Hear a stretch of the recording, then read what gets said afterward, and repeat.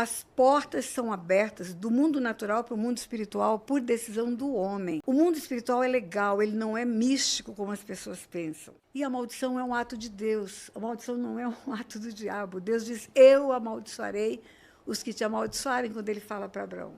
Abençoarei os que te abençoarem. Eu falo que o demônio entra pelos buracos, pelos olhos, pelos ouvidos, pela boca, pela parte sexual. O teu contato com coisas de trevas contamina você. Você não está imune a uma ação do mundo espiritual se você abriu portas. Gente que acha que escuta a voz de morto, tem gente que não consegue dormir mesmo tomando remédio tarja preta, tem gente que está dominado por algumas coisas e não sabe se é uma maldição, se foi inveja de alguém.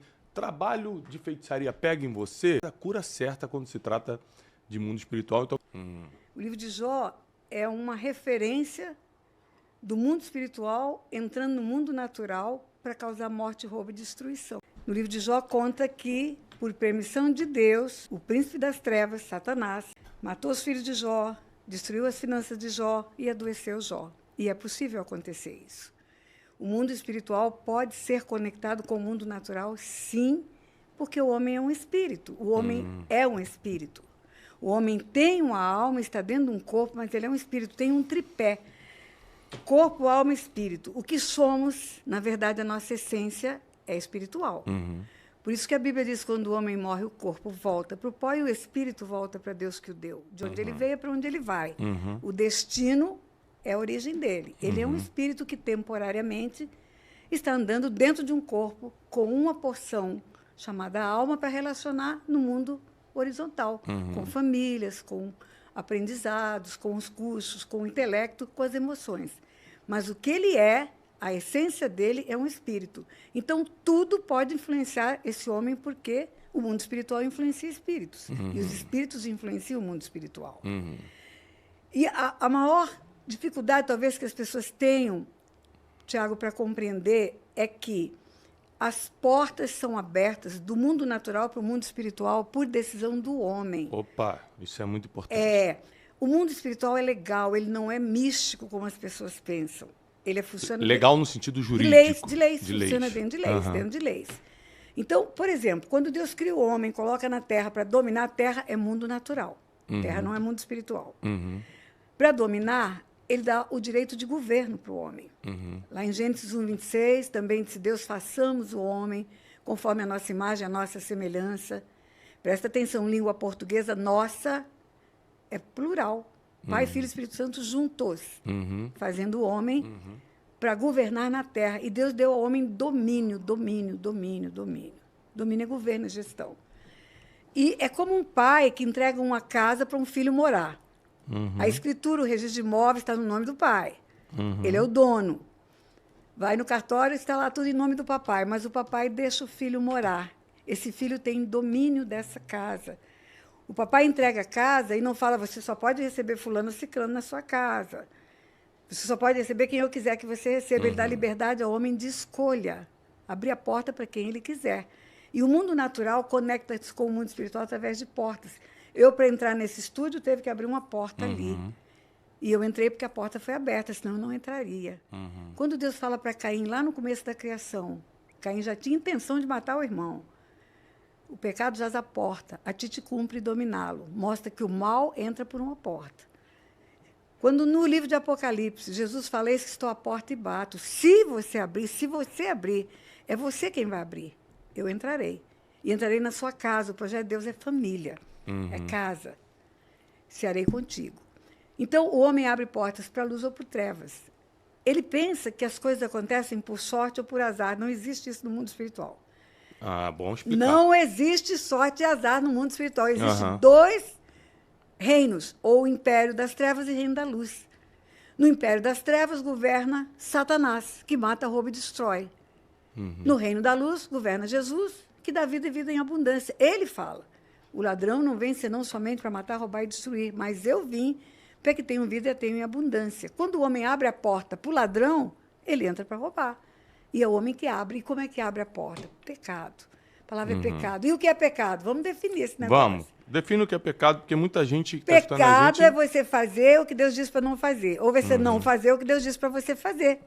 Vamos dar um exemplo. Deus disse para você honrar seu pai e sua mãe. Você não honra. Você desonra seu pai e sua mãe, você está pecando. A Bíblia diz até que se você sabe fazer o bem e não faz, Exatamente. comete pecado. Então ele deu uma ordem de fazer e você não fez. É pecado, é transgressão à ordem de Deus. Ou seja, pecado não é só o erro diretamente cometido, mas também a omissão. Também, porque quando ele fala não, eu falo que o mundo espiritual é legal. Existem leis de ordem omissivas, não faça. Ok. Existem leis de ordem comissiva, faça. Então, de ordem omissiva, não adulterarás. É não. De ordem comissiva, honra teu pai e tua mãe. Independência do homem de fazer escolhas fora de Deus. E isso agrada Satanás. Você abre uma porta para ele. Porque quando você... Não tem zona neutra no mundo espiritual. Não existe... Opa! Não existe zona neutra, ou luz ou trevas. Acredito. Jesus fala, quem não é comigo é contra mim. Quem comigo não ajunta, espalha. Então, quando você está contra o que Deus quer, você está abrindo uma porta e o inimigo entra para fazer uma festa. E o detalhe, ele não faz só numa vida, ele faz nas gerações futuras. Porque o mundo espiritual é legal e na lei de Deus está escrito: visitarei a iniquidade dos pais nos filhos, até a terceira e quarta geração. Eu quero mostrar algo para você, ouvinte, na palavra, que talvez vai fazer você refletir sobre isto que eu acabei de te contar. Começo do mundo, o homem se perverteu, abriu portas para o inimigo, Deus quis destruir os homens, fez o dilúvio. Escolheu um homem que na Bíblia diz que ele era reto e andava com Deus, era justo. Noé, faz a arca, bota a tua família dentro. Porque o projeto de Deus é para a família, é sempre para a família, sempre. Termina o dilúvio, as águas descem, Noé era lavrador, plantou uma vinha, tomou um porre. E bêbado, ficou descomposto, pelado dentro da tenda, nu. Entra o filho mais novo. Quem é o filho mais novo? É Cã. Ele tinha 3 filhos, Sem, Cã e Jafé. Sem, Cã e Jafé. O filho mais novo entra e vê o pai peladão, certamente urinado, vomitado, tudo aquilo que a gente vê num bêbado que está dormindo. Ele não cobre o pai, ele não fecha a tenda, ele não protege o pai. Ele sai e chama os irmãos. Manos, venha ver o pai. Os irmãos, por sua vez, entraram de costas, com a capa para cobrir o pai, rosto desviado, para não ver a nudez do pai, para o pai não se envergonhar diante deles depois. Quando Noé acorda e soube o que lhe fizeram o filho mais moço, a Bíblia diz, está escrito na Bíblia, disse: maldito seja Canaã. Mas quem é Canaã na fila do pão? Ele só tinha 3 filhos, Sem, Cã e Jafé, Sem, Cã e Jafé, Sem, Cã e Jafé. Cã pecou. A maldição vem para a descendência dele, que começa no filho dele, chamado Canaã. Canaã é filho de Cã. Não foi Canaã que entrou na tenda. Não foi Canaã que desonrou o pai. Foi Cã que desonrou o pai. Canaã é neto. E toda a terra de Canaã foi amaldiçoada por causa disso. Aí você vai ver a descendência de Canaã, toda ela amaldiçoada. Aí por quê? Porque não está escrito nos 10 mandamentos: visitarei a iniquidade dos pais nos pais. É dos pais nos filhos. O preço do pecado do pai é morte, o salário do pecado é morte. Essa é a maior confusão na cabeça dos teólogos, sabia? Por quê? Eles confundem a responsabilidade pessoal com a herança espiritual. É tudo diferente, são leis diferentes. Na responsabilidade pessoal, a alma que pecar, essa morrerá. O filho não morre pelo pecado do pai. Mas na lei da herança, o filho recebe um legado de maldição. E a maldição é um ato de Deus. A maldição não é um ato do diabo. Deus diz: eu amaldiçoarei os que te amaldiçoarem, quando ele fala para Abraão. Abençoarei os que te abençoarem. É ele que termina o Velho Testamento dizendo que se não houver a conversão dos pais aos filhos, dos filhos aos pais, ele virá e ferirá a terra com maldição. E eu tenho dito, Tiago, onde eu passo, para você querer interpretar a Bíblia, estude o português, porque a língua portuguesa vai te ensinar a interpretar a Bíblia. Muito bom isso. O Espírito Santo falou no Pentecoste nas línguas daquelas pessoas que estavam ali. Leia Atos 2, várias nacionalidades, cada um ouviu na sua própria língua. Você pode falar com Deus em línguas estranhas, mas ele vai falar com você na sua língua. E na minha língua, na minha Bíblia, em qualquer Bíblia que abrir agora, no último livro da Bíblia, o último capítulo, está escrito que só no céu não haverá maldição. E haverá, na língua portuguesa, é tempo futuro do verbo. Não é presente. Então, a maldição continua existindo na terra. Mas tem solução. A cruz veio para isso. A morte de Jesus na cruz é para perdoar pecados, curar enfermidades, transformar maldição em bênçãos. Tudo isso Deus nos entrega naquela cruz. Naquela cruz. Eu posso falar dessa cruz para os ouvintes? Por favor. Então, vamos lá. Talvez você nunca tenha ouvido falar dessa cruz. Então, eu vou te contar como é que é. Eu sou juíza. Uma sentença é um ato perfeito e acabado de um juiz. Juiz reto, juiz sério, juiz íntegro. Uhum. Ele vai analisar os fatos, ver provas, tomar testemunhos, depoimentos, aí ele faz uma sentença. O isto posto é o julgamento dele. Julgo, procedente à ação, é a decisão dele. Mas é só uma folha de papel. Só. Se essa sentença não for executada, ela não tem eficácia. Imagine se eu faço uma sentença para alguém devolver para você uma área de terra que tomou de você. Enquanto a área de terra não voltar para sua mão, a sentença não valeu para você. Pagar uma dívida, botar um bandido na cadeia. Enquanto não for executada, ela não tem valor. Então, vamos lá. O Supremo Juiz do Universo, o Deus Todo-Poderoso, que faz todas as leis que regem o mundo e que julga tudo, tem um Supremo Tribunal no Universo, ele condenou o homem à morte por causa do pecado. Lá no princípio da criação, quando o homem escolheu desobedecê-lo, fazer o que ele disse para não fazer, morreu. Em Adão, todos pecaram. A Bíblia diz em Adão, todos pecaram, porque as gerações são chamadas à existência. Em você já estava a semente dos seus filhos, e a semente dos seus netos, e dos seus bisnetos. Por isso que, quando Rebeca estava grávida de gêmeos, e ela tem um incômodo, porque uma gravidez gemelar incomoda muito, ele disse para ela, tem 2 nações no seu ventre. Se Rebeca aborta Jacó, aborta toda a nação de Israel. As gerações são chamadas à existência. Então, lá no começo da criação, quando Deus condena o homem à morte, ele condenou toda a humanidade à morte. Toda a humanidade à morte. Todos os homens que foram formados para serem filhos de Deus tornaram-se só criaturas, perderam o DNA de Deus. Todos. A Bíblia fala que em Adão todos pecaram e foram destituídos da glória de Deus. E essa glória é a identidade de Deus, é o DNA de Deus, do Pai, Filho e Espírito Santo juntos. O homem tornou-se só criatura, criatura amada pelo Pai. Por isso que Jesus, na ressurreição dos mortos, reúne os discípulos que sobraram, porque Judas já havia suicidado, e diz, ide por todo o mundo e pregar o evangelho a toda criatura. Quem crê e for batizado será salvo. E quem não crê será criatura condenada. Mas a maravilha desse amor de Deus pelo homem é que, quando ele bateu o martelo, condenou o homem à morte e toda a humanidade à morte, ele já arrumou uma solução.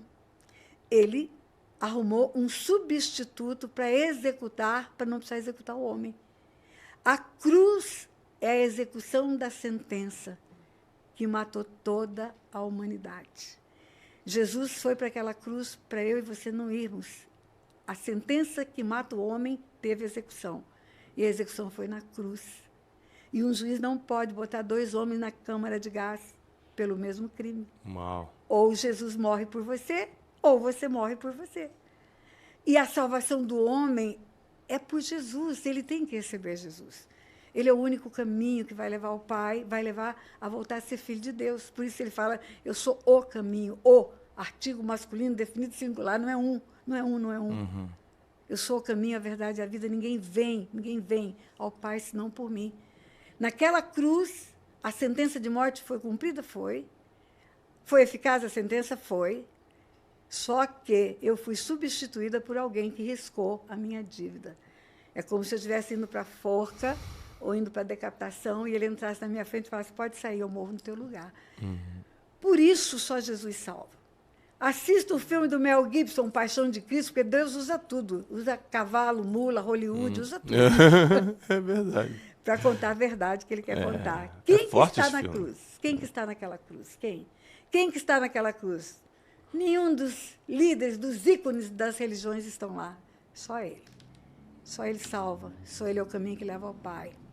Por isso, as pessoas deveriam ler todos os textos de um determinado assunto, porque um texto fora do contexto dá pretexto para heresia.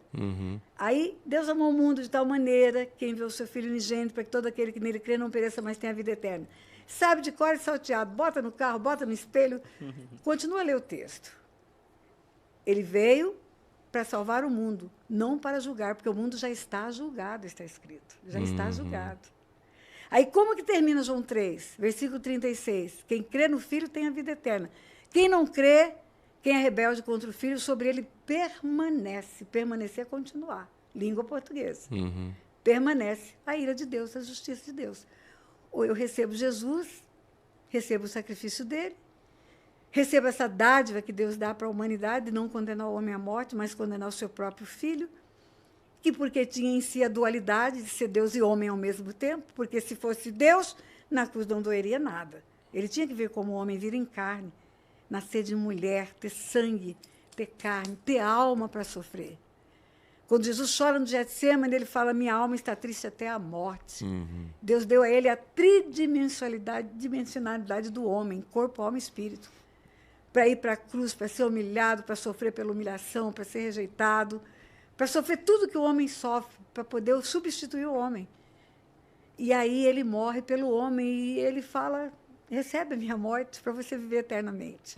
Por isso que ele é o único caminho, só ele, só ele, só ele, só ele. Então, o que a senhora está dizendo, que é justamente o que eu penso, só que a senhora explica muito melhor, é que eu nasci numa família, minha família não tem religião, mas eu sou uma pessoa de bem.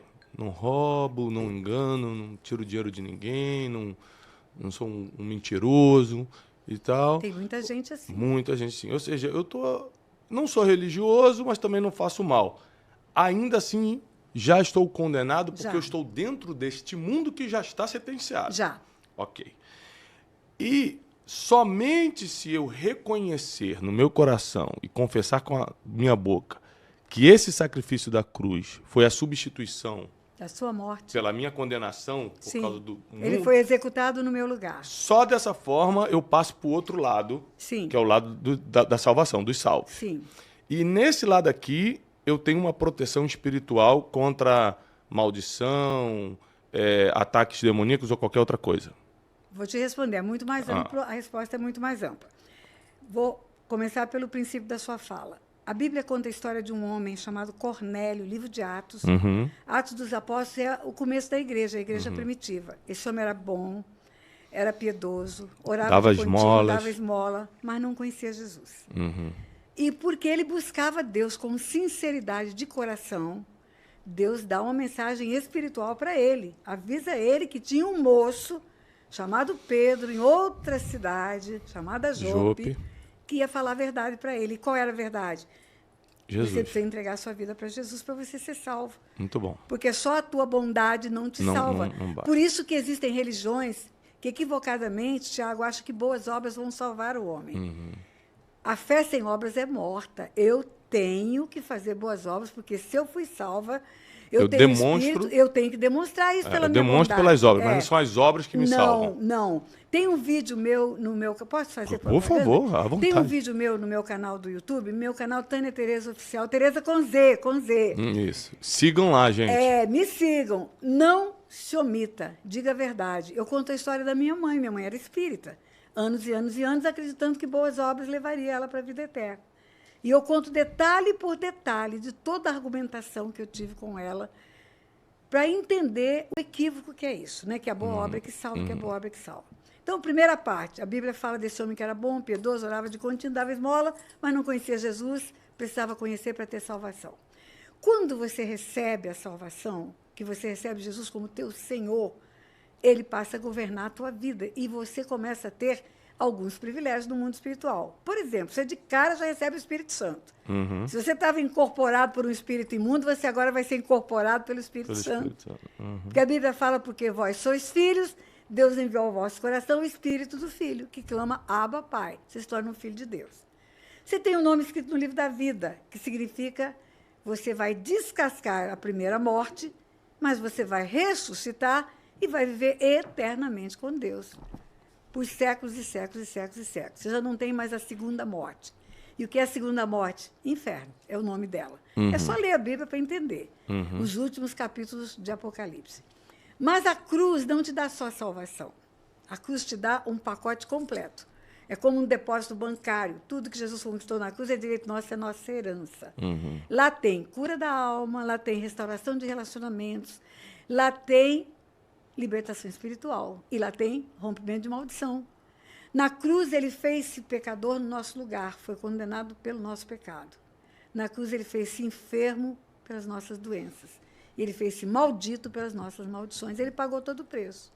Só para a gente deixar claro, existem maldições que, independentemente do que a gente fez na vida, já nos acompanham por causa de heranças familiares, e existem maldições que nós atraímos por portas que a gente, consciente ou inconscientemente, abriu no mundo espiritual e isso entrou na nossa vida. E vai, tem esses dois lados. Sim, e isso vai trazer um legado para os nossos descendentes. Nós recebemos dos nossos descendentes, não tivemos nenhuma responsabilidade do que eles fizeram, mas é uma lei, e a lei diz que visitaria a iniquidade dos pais nos filhos, como Canaã não teve responsabilidade no que Cã fez, mas pela lei tinha que ser aplicada, e quando eu abro a porta, eu estou trazendo para 4 gerações.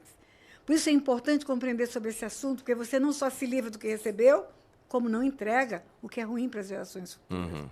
E também não abre mais portas para... E para de abrir portas. Porque vai, isso... não peque mais, para que não aconteça coisa pior. Exatamente. E olha, quando Jesus fala isso na Bíblia, eu fico assustada. Para quem que ele fala isso? Ele fala para um paraplégico que 38 anos estava numa cama, no tanque de Betesda. Meu Deus. Por causa de pecado. Por causa de pecado que aquele homem estava daquele jeito, aquela enfermidade espiritual. Tem enfermidade física, emocional e espiritual.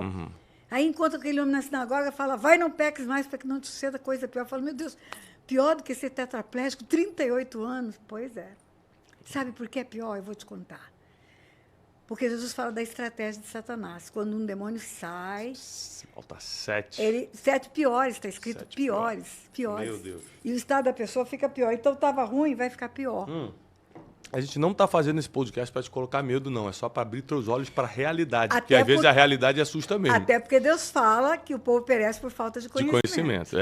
E tem gente que não gosta de escutar esse assunto, porque fala, isso me dá medo, isso não sei o quê. Na verdade, por exemplo, o meu meio, ele apesar de eu ser um pregador da palavra, meu meio é empresarial, Eu sei, profissionalmente. Eu conheço. Então, no meu meio, quem tem medo de enfrentar a realidade, não monta a sua própria empresa.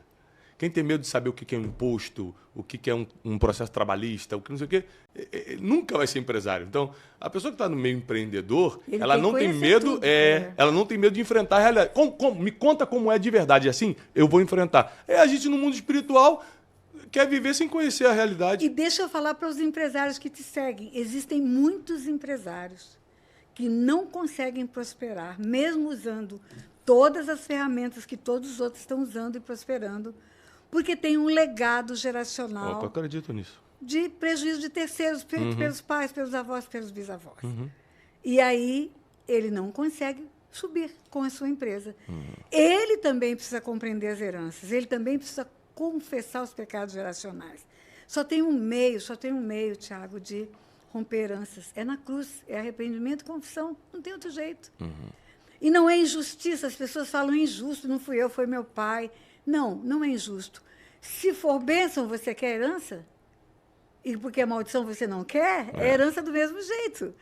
Bênção geracional também existe, né? É claro que existe. Visitarei 4 gerações com maldição e 1000 gerações com bênçãos. Olha como vale a pena obedecer. É porque tem coisa que acontece na minha vida, pastora Tânia, que parece que foi meu pai que plantou para mim. A impressão que dá. E aí, quando eu vou falar com ele, pai, tem coisa que eu estou vivendo que eu acho que é porque você serviu tanto a Deus que passou para mim. Aí meu pai me responde, não, foi por causa do seu avô, que serviu 86 anos a Deus. Então, ele entende sobre herança. Então, exatamente. Então, você vê que as gerações que vão servindo ao Senhor vai passando a próxima para o altar também e vai recebendo essa bênção, né? E o legado ruim também é assim, porque quando você vai para a Bíblia, Novo Testamento, Mateus 23, Jesus falando para fariseus. Os fariseus estão lá discutindo que os pais mataram os profetas, eles não têm nada com isso. Jesus fala, vocês vão fazer igual, vocês vão encher a medida dos vossos pais, porque vocês não estão mostrando o coração quebrantado porque seus pais mataram profetas. Aí Jesus fala, sabe o quê? Eu vou enviar profetas, sabe, vocês vão matar também. E aí, sabe o que vai acontecer? Meu Deus. Desde o sangue do justo Abel, até o sangue de Zacarias, vai vir sobre vocês. Abel é o primeiro sangue derramado. Então, gerações desde a criação pode vir para uma pessoa. Então, são mais de 4, sabe por quê? Porque passam 4 e ninguém acredita, e ninguém vai a Deus para romper. E passa mais 4 e ninguém acredita, e ninguém acredita, e vai ver 1000 gerações sofrendo o que houve de errado pelos erros dos antepassados. Então, conhecer sobre esse assunto muda gerações. Muda gerações, Tiago. E a solução que a senhora apresentou é simples e bíblica, né? É. Confessa diante de Deus, pede perdão. Isso aí. E começa a seguir agora debaixo desse pacto divino que é a cruz de Cristo. Daniel estava 70 anos num cativeiro. Daniel é exemplo de santidade na Bíblia. Junto com outros jovens, foi levado por Nabucodonosor, ficou cativo 70 anos, governo de Nabucodonosor, governo de Assuero, governo de Dario, até o dia que ele leu o livro e ele entendeu que era por causa dos pecados dos antepassados que ele estava ali. O que ele fez? Daniel 9, ele vai confessar pecados. Eu e a casa do meu pai pecamos contra o Senhor. E por que ele fez? Porque está no livro da lei, está no livro de Levítico. Se confessarem, vai mudar o quadro. Por quê? Porque tudo no mundo espiritual, Tiago, acontece... Essa confissão... Desculpa, pastora, porque é muito importante a pergunta. Tá. Essa confissão precisa ser para alguém ou é para Deus? Por exemplo, eu quero confessar coisas que eu sei que meu avô fez, que meu pai também provavelmente fez, e isso já está me tentando, já é uma tentação para mim. Como é que eu resolvo? Como é que é essa confissão na prática? Livro de Tiago, confessar uns aos outros. Eu posso ir mais fundo para entender, para poder o público entender isso, né? Antes de Jesus morrer na cruz e ter a igreja, ninguém precisava confessar pecado para ninguém. Ele chegava e dizia, perdoados estão os teus pecados. Aquele homem paralítico descendo no telhado, num leito trazido por 4 amigos, ele olha e fala, perdoados estão os teus pecados, porque ele sabe qual é o pecado. Na onisciência dele, como Deus Filho, não precisa contar para ele, ele sabe. Mas eu e você não somos oniscientes. Então, aí ele estava andando entre os homens. Perguntou para os discípulos, quem dizem os homens que eu sou? Um profeta. E vocês? Pedro fala, tu és o Cristo, o Filho do Deus vivo. A maior revelação da Bíblia é essa para Pedro, porque aquele homem que estava ali de carne e osso era filho de José e Maria só. Era o Galileu. Mas ele está dizendo, é filho de Deus, ele está sabendo que tem uma divindade ali dentro de uma carne, mas que além de ter uma divindade, vai ser crucificado, porque o Cristo é o crucificado. Quando você não fez nada errado e o povo te pega, você fala, pegaram para Cristo. Ele está tendo a dupla revelação de quem ele era antes de vir para a barriga e de quem ele será depois da barriga. O Cristo que vai morrer, vai ao inferno e vai salvar o homem. Aí a resposta dele para Pedro, tu és Pedro. E sobre esta pedra eu edificarei a minha igreja, e as portas do inferno não prevalecerão contra ela. E dar-te-ei a chave do reino dos céus. O que ligares na terra será ligado no céu. E o que desligares será desligado no céu. Presta atenção, língua portuguesa. Esta mulher é Tânia Teresa. Essa mulher é Cátia Volpe. E aquela mulher que está lá fora trabalhando, eu não sei o nome dela. Esta sou eu. Essa está perto. E aquela está longe. Língua portuguesa. Quando ele fala, tu és Pedro, e sobre esta pedra, ele está falando dele. Ele é a pedra angular. Ele é a pedra angular. Vem uma mentira por aí dizendo que o outro que é a pedra, mas não é. A prova que não é que o próprio Pedro, que é chamado de pedra, na Epístola de Pedro, capítulo 1, capítulo 1, 1 Pedro, versículo 2 do primeiro capítulo, ele fala que Jesus é a pedra angular. O que ele fala para Pedro nessa hora? Dar-te-ei. Dar-te-ei é tempo futuro do verbo. É mesóclise, e o pronome está no meio. Dar-te-ei a chave do reino dos céus. Depois que ele ressuscita dentre os mortos, depois que ele morre na cruz, quando ele aparece para Maria Madalena, em João 20, no versículo 19, ele aparece para os discípulos. E ele entrega a chave do reino dos céus. O Pai me enviou, agora eu envio vocês. O que vocês perdoar vai ser perdoado. E o que retiver será retido. Ele entrega a chave do reino dos céus. Então, a igreja tem autoridade para ligar e desligar no mundo espiritual. Ele tem a chave da morte e do inferno, vai prender Satanás num lago de fogo e de enxofre por toda a eternidade, como está profetizado em Apocalipse 20, 10. Mas a chave do reino dos céus que liga e desliga, ele deu para a igreja. Por isso, no livro de Tiago está escrito, confessai os vossos pecados uns aos outros e orai uns pelos outros. Por isso, a primeira epístola de João diz que temos que andar na luz, como ele na luz está. E diz que se confessarmos nossos pecados, ele é fiel e justo para perdoar os nossos pecados e nos purificar de toda injustiça. Purificar é um verbo, perdoar é o outro. Perdoar é sinônimo de remir, redimir. Purificar é sinônimo de limpar. Quando nós confessamos, nós estamos tirando, botando para fora. Você já viu aqueles filmes de acumulador do Discovery? Que enche a casa de lixo, enche a casa de lixo? Imagina que aquele homem um dia acorda curado. Não vai mais pegar um lixinho na rua, acabou. Ok, nova criatura. Mas quando ele juntou lixo 40 anos, ele trouxe rato, barata, percevejo, tudo para dentro de casa. Se ele não tirar tudo para fora que ele juntou, ele é nova criatura, mas ele não está livre de toda a sujeira do inferno, que são os demônios que ele acumulou. Por isso a limpeza. Por isso limpa.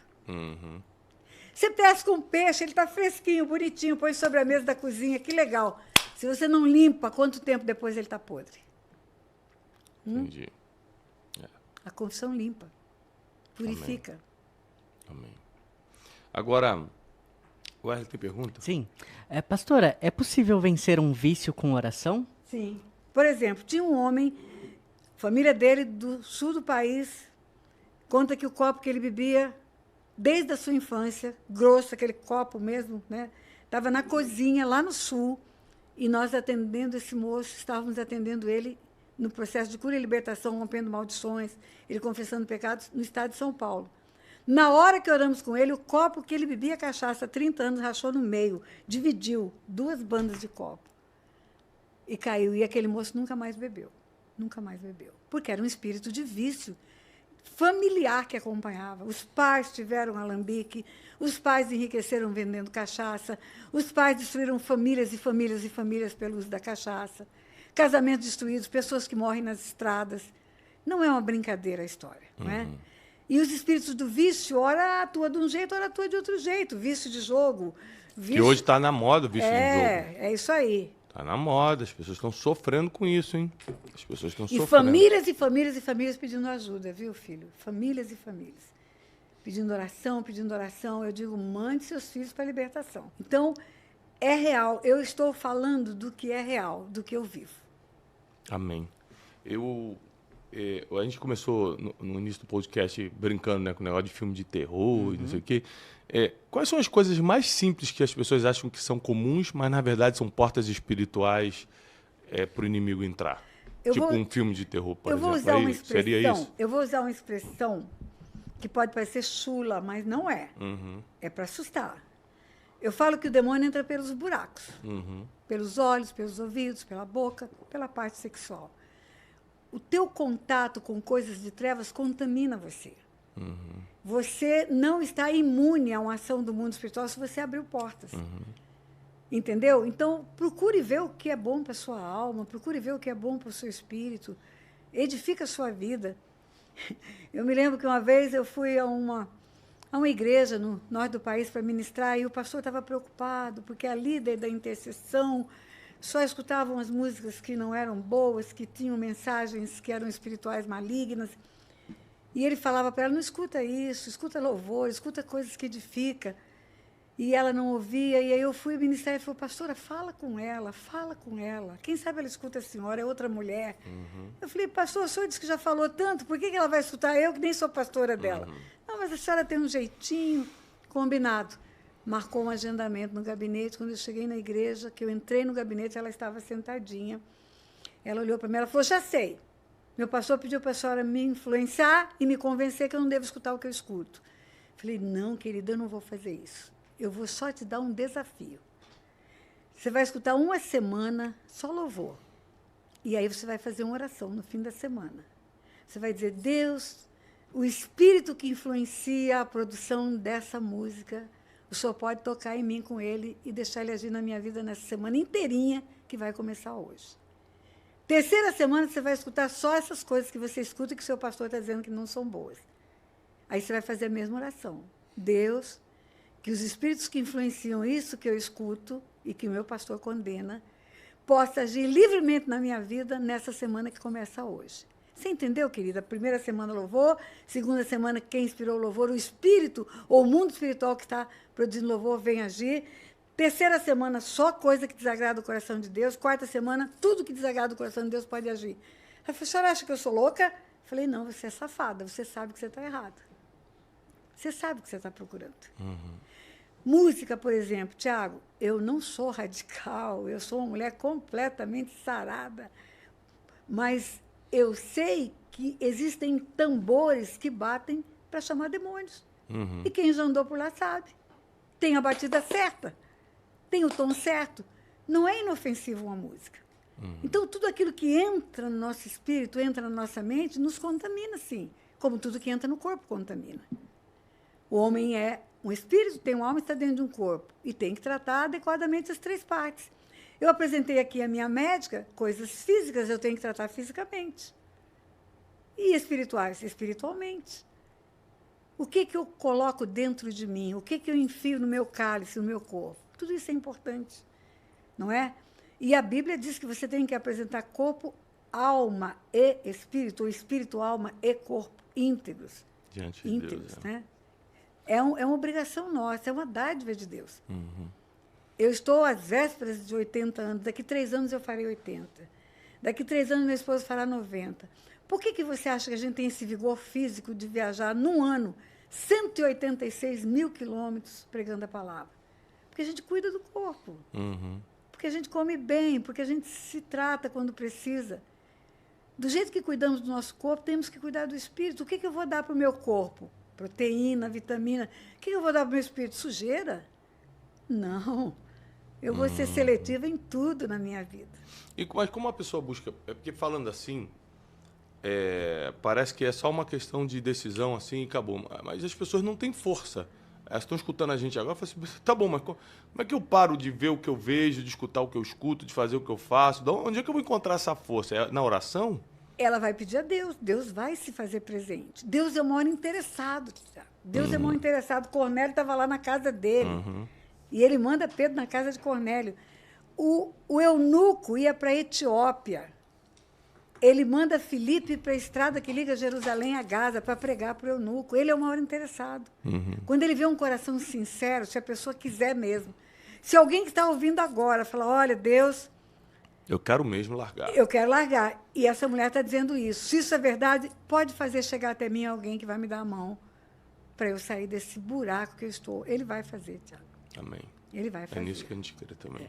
Eu tenho uma pergunta. Claro. Pastora, como que você diferencia o que é espiritual e o que é físico? A senhora mencionou agora há pouco que para coisas físicas você vai para a doutora. Mas, por exemplo, uma dor de cabeça, pode ser espiritual também ou isso não existe? Pode ser espiritual. Vamos pegar uma doença mais sintomática dessa geração. Depressão. Né? Ansiedade crônica. Depressão mal do século, o pessoal fala isso. Isso aí. Vamos lá. Depressão pode ser do corpo, da alma e do espírito. Depressão do corpo é falta de alguns hormônios que causam bem-estar, que causam euforia no cérebro. Você tem o hormônio da tireoide, você tem o hormônio do ovário e você tem o hormônio do bom humor. Você tem aquilo que vai trazer para o seu cérebro um estado de estabilidade. E aí, se o hormônio cai, o hormônio da tireoide, você tem que tomar hormônio. O hormônio do ovário está baixo, você tem que fazer reposição hormonal. Mesma coisa, vai ter uma reposição hormonal médica, clínica. Aí a pessoa toma hormônio 1 ano. Melhorou? Não. Então, não é físico. Porque é a mesma coisa que você falar... Exatamente assim que eu penso. Faz 1 semana que eu estou tomando Já remédio. tentei tudo de físico. Então. Faz um ano que eu estou tomando remédio para gripe, quando eu com gripe. Não é gripe. Deve ser uma alergia.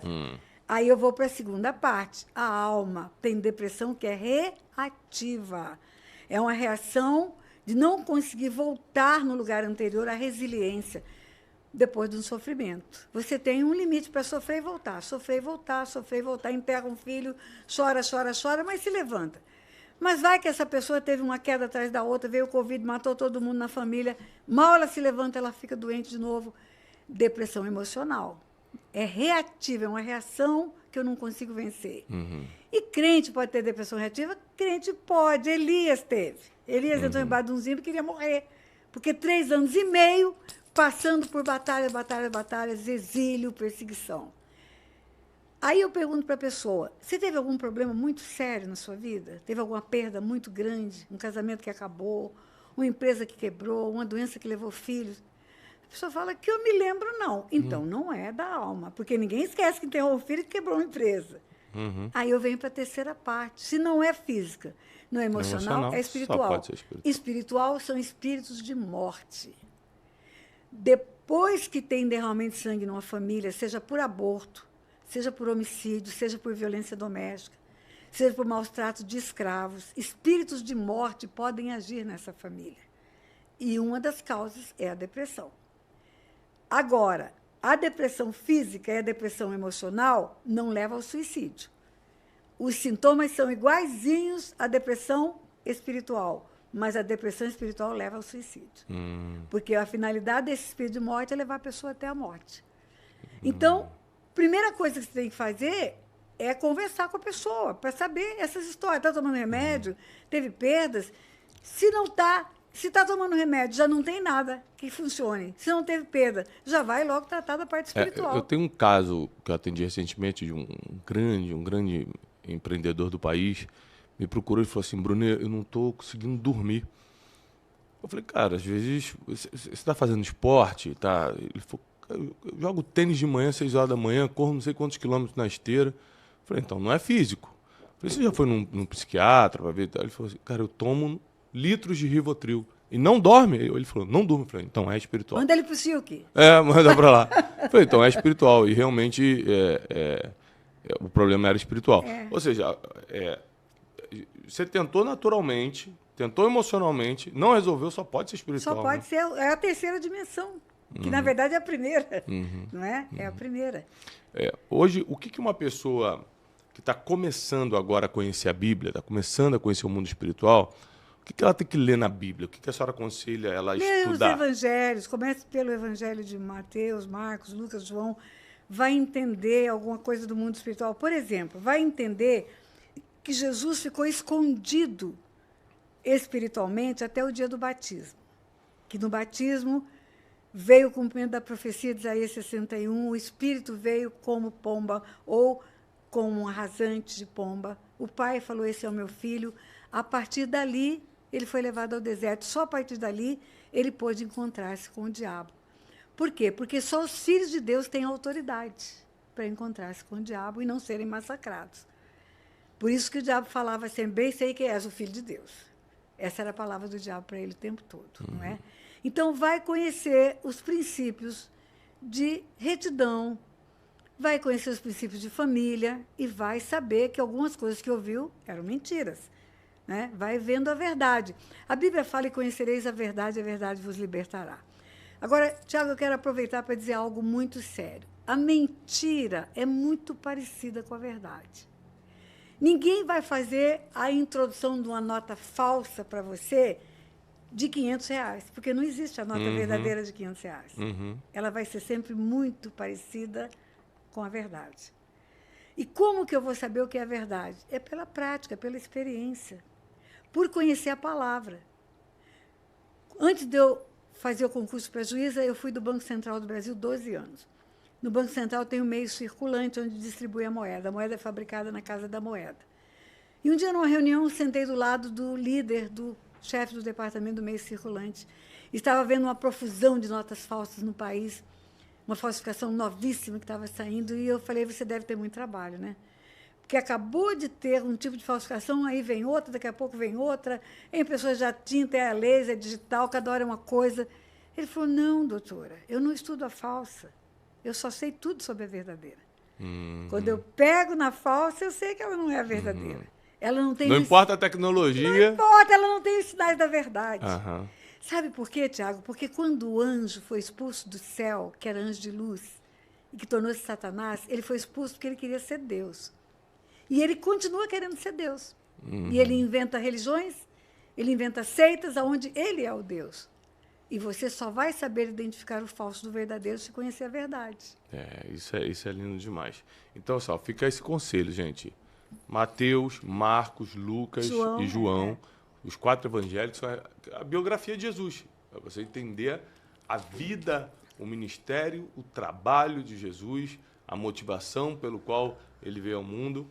Tá? Se debruce sobre esses livros, é de fácil compreensão, e uma coisa que a pastora Tânia fala, e eu reforço para vocês, principalmente quem é meu aluno no Café com Destino, tudo estude o português. Sabe por quê? Não é só para a gente entender a Bíblia, não. É porque tem palavras que você está lendo na Bíblia e não entende, aí você passa para o próximo versículo. Só porque não entendeu, ao invés de ir no dicionário. Hoje em dia não precisa nem abrir o dicionário Aurélio, tem Google, tem ChatGPT. Consulta o que é aquela palavra, em vez de ficar já que eu não sei, vou pro próximo versículo. Porque às vezes você está perdendo uma revelação ali, uma instrução importante. Então não deixe também de estudar. E além disso, vai lá, assine o meu canal no YouTube, tem mais de 1 milhão de assinantes já. Por favor. Vale E assista os vídeos todos que eu falo sobre o mundo espiritual. É isso aí. Pastora, quais são as legalidades mais comuns que as pessoas abrem, mas elas não notam, não sabem que estão abrindo? Você disse abrir portas? Isso. Quais são as que as pessoas não sabem que estão abrindo? Olha, eu não posso te dar uma resposta precisa disso, porque no mundo que nós vivemos hoje, a instrução é muito acessível. Como o Tiago fala, você quer aprender, vai atrás. Agora, é criança, é adolescente, foi criado numa família toda encaminhada para trevas. No meu caso, minha mãe fazia tudo errado. Mas quando eu comecei a conhecer a verdade, eu descobri que o que está escrito é diferente do que a minha mãe falava. Aí, o que eu fiz? Fiz o caminho de volta e me arrependi de haver feito o que era errado. Uhum. Deus é tão maravilhoso, Wesley, que é só o homem se arrepender que imediatamente é cancelado o efeito dessa abertura de portas. Você vê a história do rei Davi. O rei Davi adulterou, matou, mas a hora que ele falou, pequei contra o Senhor... Salmo 51 é lindo. Né? Ele escutou o profeta falar, o Senhor te perdoou o teu pecado. É só reconhecer o erro. Deus fala, eu não tenho prazer na morte de ninguém. Deus fala, arrependa-se. Então, pecado por ignorância, pecado por escolha, pecado por abuso de desconhecer a verdade, tudo isso o arrependimento cancela. Só precisa arrepender. Agora, confessar pecado sem arrependimento não funciona. E a confissão que você fez um dia lá, vai rezar não sei quantas, reza dessa, reza daquela, também não funciona. O arrependimento é a base, é o pré-requisito para que o teu pecado seja perdoado. E a legalidade sobre o filho, por exemplo? Você falou uma palavra não tão legal. Retira, tudo que é colocado no mundo espiritual pode ser retirado. No começo do podcast aqui, o Tiago disse que tem pessoas que ficam preocupadas se pega mal olhado, se pega feitiço. Para os filhos de Deus, não. Uhum. Contra Jacó não vale encantamento. Os filhos de Deus têm uma proteção especial.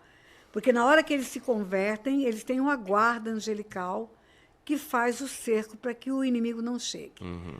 Para quem não é filho de Deus, ele está exposto, porque ele não tomou posição. Uhum. Ele não está de lado nenhum do time. E como a senhora falou, não tem... Zona neutra. Zona neutra, né? Ou ele é filho de Deus, ou ele está exposto ao mundo espiritual das trevas. Então, para Jacó não vale encantamento.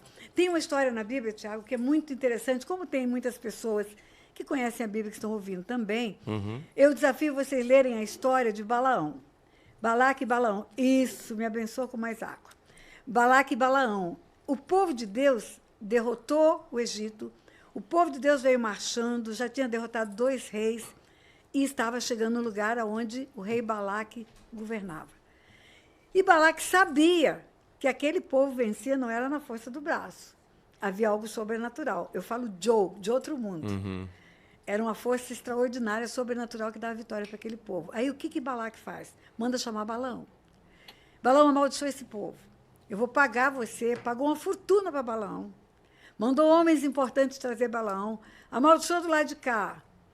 Balaão tentou, não conseguiu. Amaldiçoou do lado de lá, tentou, não conseguiu. Depois que ele conversa com o rei e tenta várias vezes e não consegue, a Bíblia diz que ele foi embora e não amaldiçoou. Mas o capítulo seguinte começa Deus trazendo juízo sobre o povo.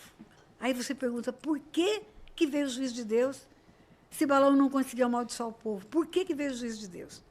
Você só vai saber se você conhecer a Bíblia toda. Uhum. Você vai no livro de Apocalipse, você vai ver lá Deus dizendo para uma das igrejas da Ásia, tenho contra ti aqueles que adotaram a doutrina de Balaão, que ensinou Balaque a levar o meu povo a se prostituir e a comer coisas contaminadas pelos ídolos. E aí eu creio que aconteceu o seguinte, terminou a conversa, Balaão falou, não tem jeito de amaldiçoar esse povo, o povo que Deus abençoa, ninguém consegue amaldiçoar. Mas tem um jeito, leva esse povo para o pecado. Se você mandar aquelas meninas bonitas, rechonchudas, e eles começarem a fazer aquilo que não deviam fazer, porque Deus fala que não é para fazer, vai entrar o mal sobre eles. Manda os homens bonitão também. Mandam assim, igual o Tiago Brunet, bonitão, bem vestido, bem arrumado, fala bonita. As meninas vão ficar todas babando e vão fazer tudo errado. Aí deixa que Deus faz. É Deus que amaldiçoa. Ou seja, o inimigo, quando não consegue lutar contra você, ele então cria uma estratégia para você mesmo abrir a brecha, se enrolar. É você. Isso é forte. Isso é muito forte. É isso. Agora, vamos voltar a falar o que a gente falou no início sobre destruição familiar, porque acho que é o que mais tem chegado para mim nas redes sociais. O negócio de o marido sair de casa, abandonar os filhos. Porque assim, ó, tem coisa que é até entendível, assim, por algum motivo se separou, ok. Mas eu não estou falando do cara se separar da mulher, não.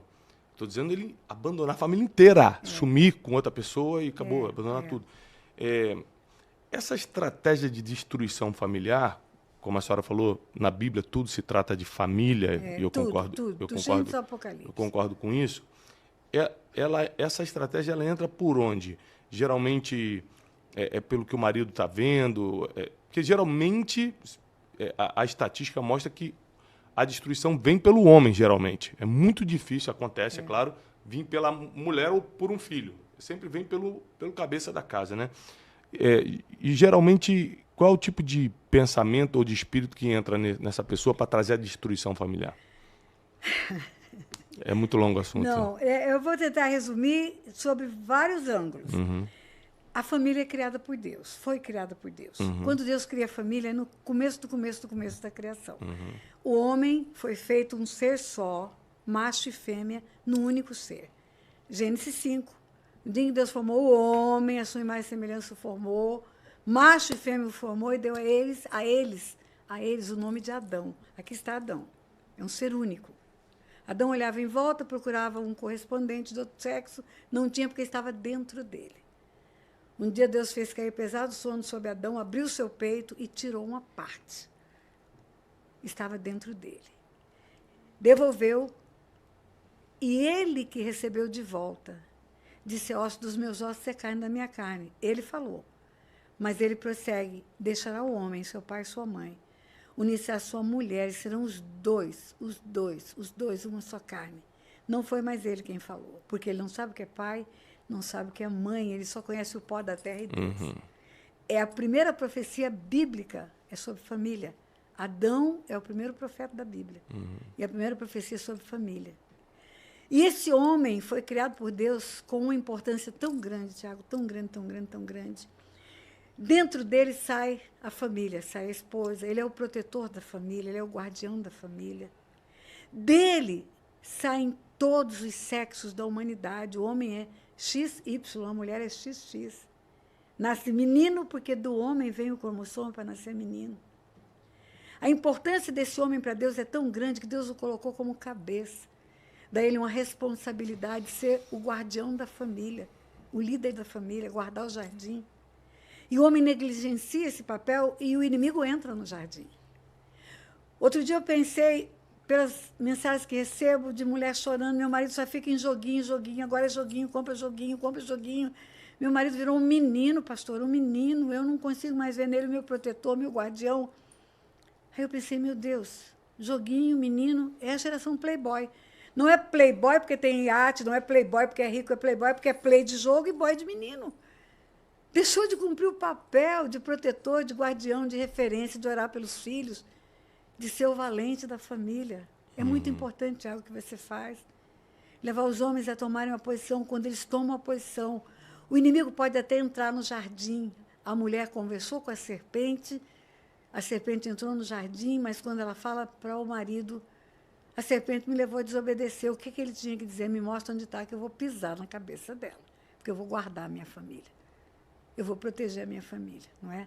Então, o homem tem um papel importantíssimo no mundo espiritual.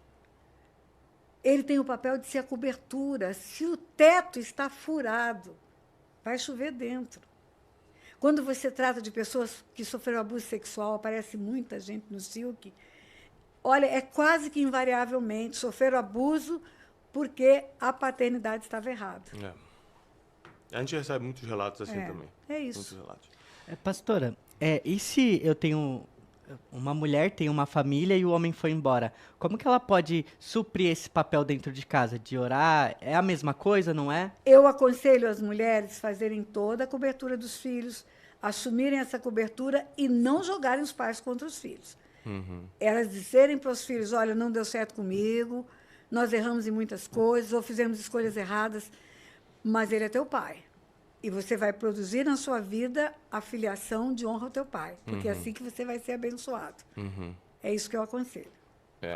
E uma coisa que a gente faz lá em casa, eu aconselho para quem está lutando, como sempre, para se aperfeiçoar na palavra, é que tenha momentos da família toda orar, que o pai puxe esse momento. Isso de chamar a esposa, chamar os filhos, orar, você profetizar sobre a vida dos seus filhos, você declarar. Porque a gente, às vezes, já nervoso, a gente pode usar a boca para falar coisas tipo, você é burro, você não sei o quê. Eu ouvi muito isso.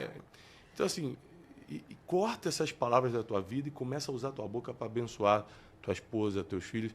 Essa questão de ser sacerdote da casa não é nada místico, não. É só você fazer o que você já nasceu para fazer, só tem que colocar em prática. Ora pela tua casa, protege, seja o provedor, o protetor, e peça a força a Deus para você sair de tudo aquilo que você sabe. Que está errado. Que vai de contra o teu próprio futuro, está errado.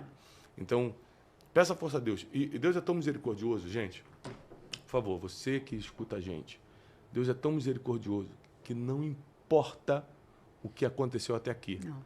Se você estiver disposto a resolver hoje, agora, o sangue de Jesus tem poder para resolver isso aí que você está desesperado por dentro, doido para tirar de você, não aguenta mais. Tem gente que está tão viciada no erro ou no pecado e já tem tanta consciência que é erro que ele vai chorando.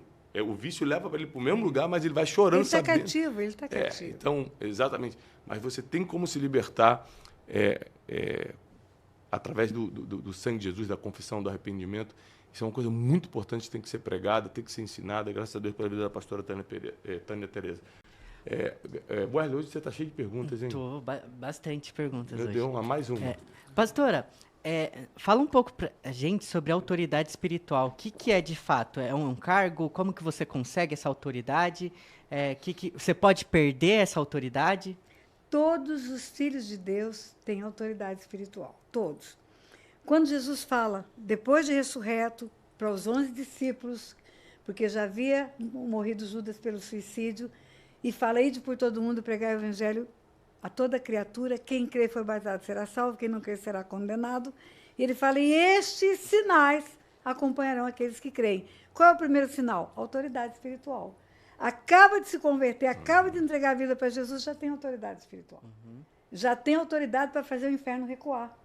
Já tem autoridade para dizer, cala-te e sai. Já tem autoridade para falar, me deixa, sai do meu caminho. E tem que tratar esse assunto igual você trata um porco sujo que entra dentro da casa. Tem gente que acha que tem que jejuar, orar, chorar. Não, é ordenar. Resistir ao diabo e ele fugirá de vós. Mas tem um pré-requisito, sujeitai-vos a Deus, mas resistir ao diabo ele fugirá de vós. Não é sujeitai-vos a Deus e Deus vai descer do céu para fazer. É você que vai fazer. Ele vai fugir de você. Se você resiste, ele foge. Se você não resiste, ele fica. Muito bom. Wesley, esse ser espiritual, que chamamos de Satanás, ele era um anjo de luz. Ele estava no céu assistindo na congregação do céu. E ele foi rebelde contra Deus. Para sair da presença de Deus, ele teve que ser expulso. Então, significa que Deus deu uma ordem para sair? Ele não saiu, porque a desobediência, a obstinação dele, fez com que teve que haver uma guerra no céu. Em Apocalipse 12, 7, diz, houve peleja no céu e foi expulso. Quando Jesus se encontra com ele, depois do batismo, você vai ler lá, Mateus 4, Jesus é levado ao deserto depois do batismo, ele começa a conversar com Jesus. Primeiro ele oferece para Jesus o que Jesus mais precisava, pão. Jesus estava em jejum 40 dias e 40 noites. Aí Jesus fala para ele, nem só de pão viverá o homem, mas de toda a palavra que procede da boca de Deus. Aí ele, como se ele dissesse, você quer guerrear na palavra? Então eu vou falar a palavra. Aí fala o Salmo 91. Leva Jesus no alto de um monte, salta daqui, Deus vai te guardar, e cita o Salmo 91.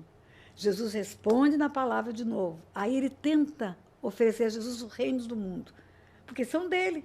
Jesus chama ele de príncipe desse mundo. Nessa hora, ele fala, se você me adorar, eu te dou todos os reinos do mundo. Ou seja, no céu ele queria ser igual a Deus. Na terra ele quer ser Deus para Jesus, porque você adora Deus.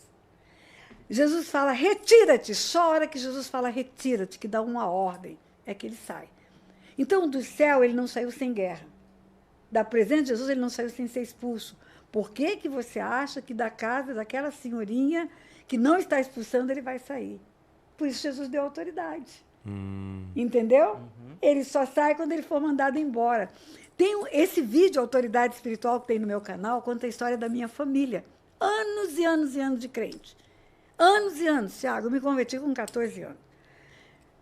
E eu orava, jejuava e chorava. Minha família toda presa nas trevas. Toda, toda, toda. Filho, filha, mãe, pai, cunhado, sobrinho, todo mundo. E eu orava, jejuava e chorava. Um dia Deus falou para mim, se você chegasse na sua casa e tivesse um sapo na sua cama, um pouco sujo no seu banheiro, um cachorro porquento na sua sala e um gato imundo na pia da cozinha, você ia orar, jejuar e chorar? Não, pai. O que você ia fazer? Pegar uma vassoura e botar para correr. É isso que você tem que fazer. Você tem que expulsar. Você tem que parar de chorar. Você tem que guerrear, você tem autoridade, você é minha filha. Você pode usar o meu nome. Jesus, você pode usar o meu nome.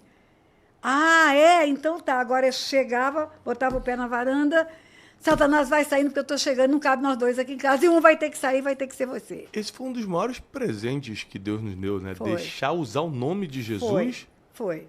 para a gente ganhar batalhas espirituais. Exatamente. Ou seja, isso é impressionante. Exatamente. A gente pode usar o nome de Jesus. Exatamente. Tanto para declarar coisas na nossa vida. vida. E o nome é algo tão sério.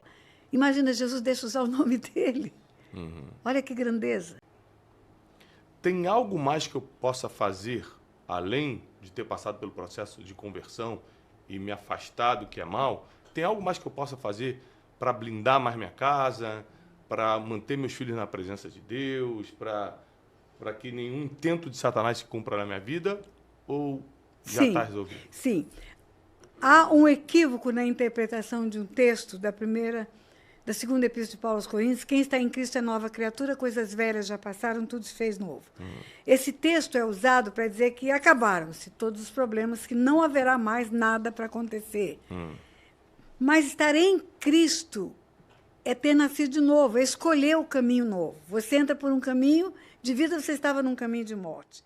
Nesse caminho você vai conhecer a verdade, você vai aplicar a verdade vai te libertar. Aí você vai ter a vida abundante, que é livre de tudo isso.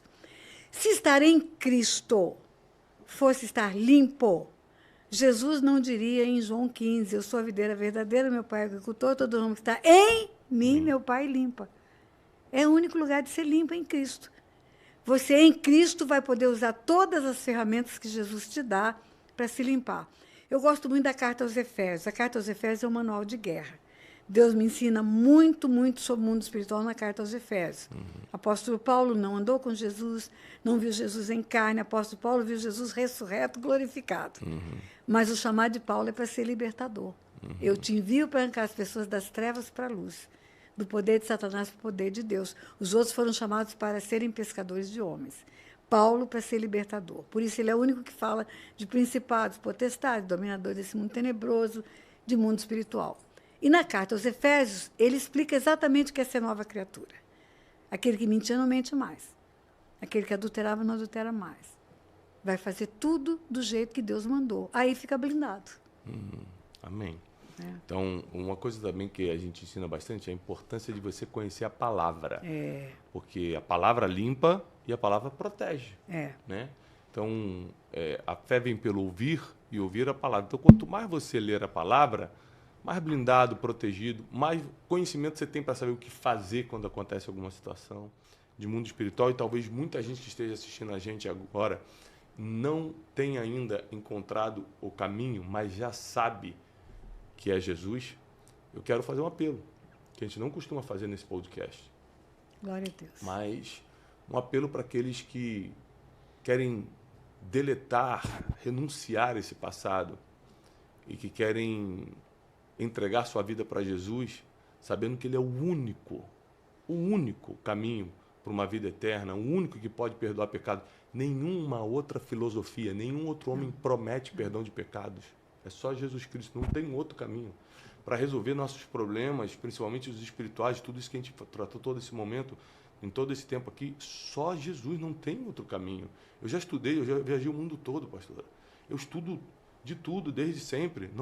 Não tem outra filosofia, não tem outro caminho, não tem. Só Jesus pode fazer. Então, apesar de não ser nosso costume no podcast, eu preciso fazer um apelo para você que agora quer entregar sua vida para Jesus. É muito simples. Se você nunca fez isso na vida, você tem que crer no coração e confessar com a boca. Como eu não tenho aí para te escutar, você vai escrever nos comentários. Se você está aceitando Jesus agora pela primeira vez, para que o mundo espiritual agora gire a teu favor, você receba a proteção de Deus, perdão de pecados, teu nome entre no livro da vida. E agora as coisas, enfim, comece espiritualmente vir a teu favor e não contra, como talvez tenha ficado por gerações.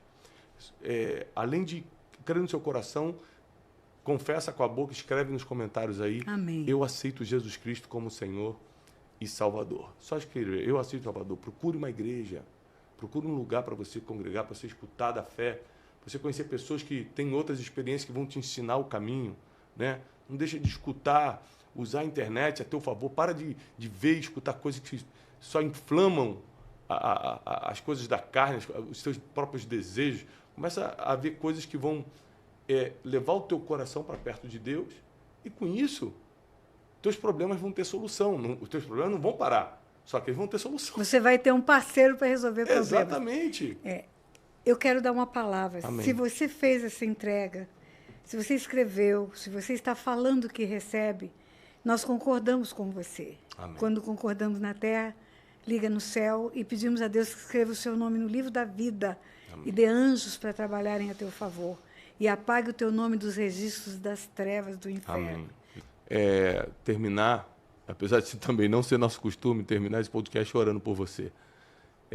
Principalmente você que aceitou Jesus Cristo no seu coração, você que vai procurar o caminho da verdade agora. Sua vida não vai melhorar de um dia para o outro no sentido que os problemas vão acabar, mas agora você tem força, agora você tem propósito. E autoridade. Agora você tem autoridade, agora você pode usar o nome de Jesus a teu favor. Senhor, muito obrigado por esse tempo, obrigado por essas pessoas que confessaram o teu nome aí nos Amém. comentários. Vai na vida de cada um e faz a tua obra. Amém. Aquilo que só o Espírito Santo pode fazer. É verdade. Muito obrigado, Senhor, pela vida da pastora Tânia e por esse tempo.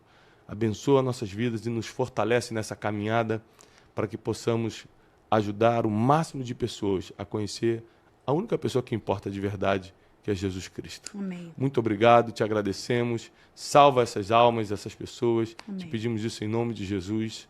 Amém. Amém. Que Deus te abençoe. Amém. Eu quero orar abençoando você. Amém. Também. Vamos. Poxa. Papai, o Senhor levantou no meio desta geração pessoas que abrem a boca e usam a inteligência que o Senhor deu para falar do teu reino, para construir valores que são aceitáveis pelo Senhor.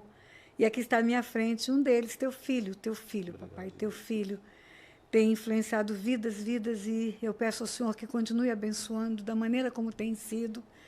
A descendência dele seja bendita Amém. Nesta terra. Amém. Ele não deixa apenas um ministério, mas ele deixa um legado que vai haver continuidade por outras gerações, papai. Em nome de Jesus, é o meu pedido. Amém. Em nome de Jesus. Obrigado, Jesus. Obrigado pela honra de me reconvidar. A honra é minha.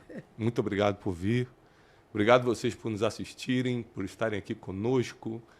Eu espero que esse podcast tenha te ajudado e iluminado sua vida espiritual.